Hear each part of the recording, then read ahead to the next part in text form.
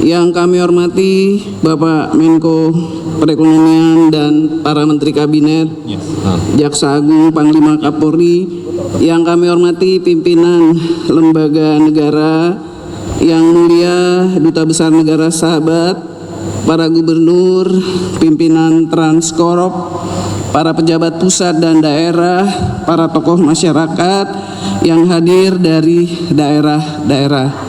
Bersyukur pada Tuhan bahwa hari ini kita SK Hutan Sosial, TORA, dan lahan sawit rakyat serta sertifikat layanan dana masyarakat untuk lingkungan dalam rangkaian agenda LAIK 2024. Nanti akan diserahkan SK Hutan Sosial seluas 1,07 juta hektar serta SK Tanah Objek Reforma Agraria seluas 43.000 hektar, termasuk di dalam hutan sosial yaitu untuk hutan adat seluas 15.879 hektar.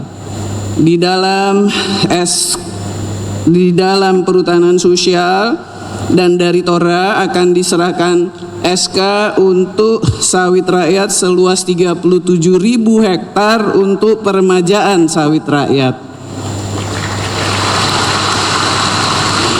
Dengan penyerahan SK Hutan Sosial sekarang, maka realisasi perhutanan sosial hingga saat ini telah mencapai 8,018 juta hektar bagi 1,4 juta kepala keluarga. Terima kasih. Termasuk telah ditetapkan seluas 265.250 hektar hutan adat dan indikatif hutan adat seluas 1,11 juta hektar, atau total hutan adat yang sudah diselesaikan sampai dengan sekarang seluas 1,37 juta hektar bagi 138 kelompok masyarakat adat.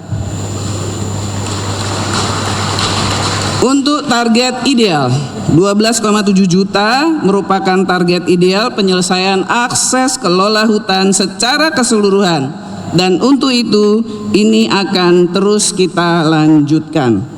Hari ini telah hadir bersama-sama kita kelompok anggota masyarakat penerima Hutsos dari Gorontalo, Jambi, Riau, Jabar, Jatim, Kaltim, Malut, NTB, Papua Barat, Papua Barat Daya, Papua Selatan, Sulteng, Sultra, dan juga untuk hutan adat dari Sumut, serta untuk sawit dari Jambi, Kalteng, dan Sumsel, dan untuk Hutsos Jawa dari Banten, Jabar, Jateng, dan Jawa Timur.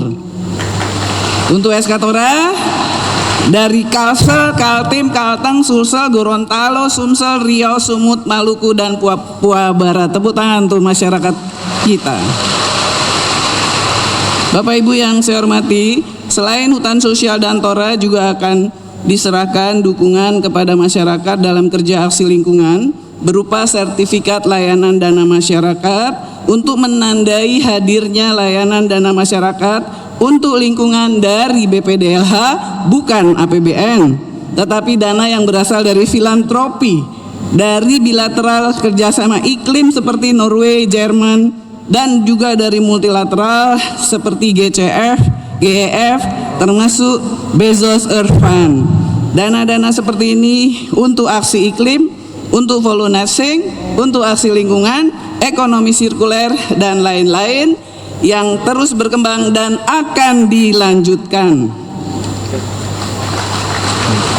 Fasilitasi ini merupakan arahan dari Yang Terhormat Bapak Presiden pada 4 tahun yang lalu agar mendukung kerja-kerja masyarakat untuk lingkungan yang perlu difasilitasi. Misalnya kepada para penerima Kalpataru, sekolah adiwiyata, perguruan tinggi, kelompok bank sampah, dan lain-lain dalam rangka untuk penanaman pohon, mangrove, gambut, ekonomi sirkuler, dan lain-lain. Layanan dana masyarakat untuk lingkungan dari BPDLH diproyeksikan dengan skala senilai 2.000 sampai dengan 50.000 US dollar. Terima kasih kepada semua pihak atas kerja keras bersama, dan kita akan menunggu kehadiran Yang Terhormat Bapak Presiden untuk penyerahan secara langsung kepada masyarakat. Terima kasih kepada Pak Menko Ekonomi Bapak Erlangga Hartarto nanti untuk beberapa arahan beliau. Terima kasih, kurang lebih mohon maaf, mohon izin mengakhiri. Wassalamualaikum warahmatullahi wabarakatuh. Shalom Om, Santi Santi Santi Om. Menteri Lingkungan Hidup dan Kehutanan Ibu Siti Nurbaya.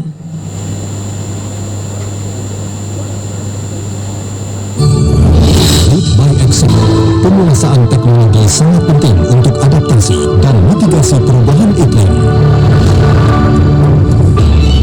Indonesia berada pada jalur Ring of Fire karena memiliki sumber daya panas bumi potensial terbesar di dunia, sebesar 40% cadangan panas bumi dunia atau setara 23,7 gigawatt ada di sini.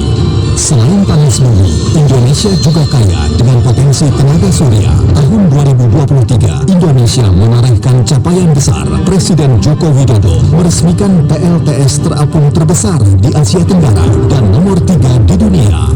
Upaya baik ini tidak hanya dilakukan oleh pemerintah, dunia usaha juga menunjukkan komitmennya terhadap program percepatan pembangkit tenaga surya. Tidak hanya berkontribusi pada pengurangan emisi karbon, tetapi juga mempromosikan keberlanjutan dan diversifikasi sumber energi. Komitmen zero emission diterapkan dalam kegiatan pembangkitan listrik dengan co-firing serbuk gergaji, cangkang sawit, sekam padi, dan pelet kayu untuk mengurangi penggunaan batu bara. Green hydrogen juga telah menjadi alternatif energi terbarukan.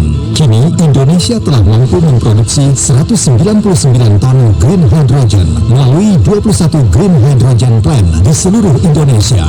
Metan capture biodigester di industri kelapa sawit diterapkan untuk menangkap gas metan limbah cair untuk mengurangi gas rumah kaca. Pemanfaatan refuse derived fuel atau RDF oleh industri semen dengan membakar sampah dapat menggantikan penggunaan bahan bakar batu bara. Sebesar 153.000 ton per tahun sampah berhasil dikonversi menjadi energi setara 2,1 juta gigajoule. Indonesia tengah berada pada tahap transisi energi menuju net zero emission. Penerapan teknologi CCU atau CCUS dirasa tepat dan mampu mengurangi emisi gas rumah kaca secara signifikan di berbagai sektor industri. Transformasi digital pertambangan juga menjadi salah satu aspek utama terciptanya sistem pertambangan yang efektif dan efisien serta memastikan operasional berjalan lebih hijau dan aman. Pemulihan lingkungan juga memainkan peran penting dalam memitigasi perubahan iklim, seperti Taman Wisata Menanti Laburan yang berhasil meningkatkan konservasi lingkungan dengan mengoptimalkan pemanfaatan lahan tukar guling agar lebih produktif. Sistem pengaturan sekat kanal dapat menjaga keseimbangan pada lahan gambut, mengurangi resiko kebakaran hutan, serta mengatur aliran air untuk mencegah kekeringan dan banjir. Reklamasi bekas tambang menjadi kawasan konservasi yang mendukung keanekaragaman hayati. Proses ini melibatkan pemulihan lahan yang rusak menjadi habitat baru bagi berbagai spesies sebagai upaya dalam konservasi lingkungan dan pemulihan ekosistem. Sistem monitoring merupakan komponen yang tak kalah krusial untuk meningkatkan ketahanan lingkungan. Pemantauan emisi CO2